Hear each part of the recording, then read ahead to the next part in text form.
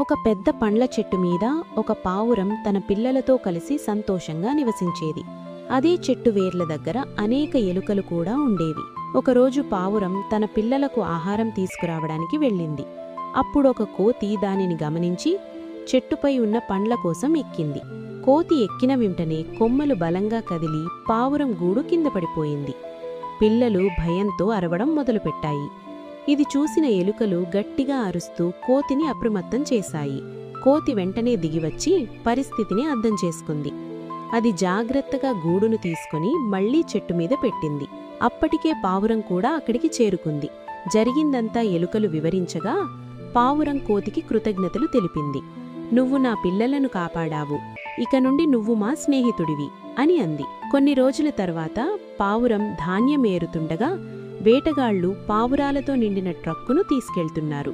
అది చూసిన పావురం కోతికి సమాచారం ఇచ్చింది. కోతి ట్రక్కును ఆపలేకపోయింది. కానీ అదే సమయంలో ఒక సింహం వచ్చి ట్రక్కునాపింది. కోతి ట్రక్కుపైకి ఎక్కి పంజరాన్ని విరగ్గొట్టి పావురాలను విడుదల చేసింది. కానీ కొద్దిసేపటికి అదే పావురం వేటగాడి వలలో చిక్కుకుంది. ఈ విషయాన్ని చూసిన ఇతర పావురాలు వెంటనే కోతికి చెప్పాయి. కోతి ఎలుకలను పిలిచింది. ఎలుకలు వచ్చి వలను కొరికి పావురాన్ని విడిపించాయి. చివరికి అందరూ కలిసి సంతోషంగా జీవించారు.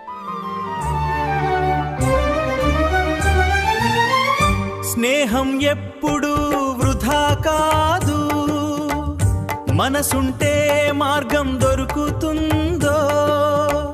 చిన్న సహాయం చేసినా చాలు, పెద్ద జీవితం వెలిగించేదో.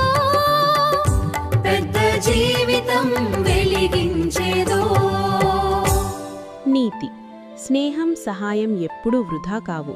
ఒకరికొకరు తోడుగా ఉంటే కష్టాలను సులభంగా ఎదుర్కోవచ్చు.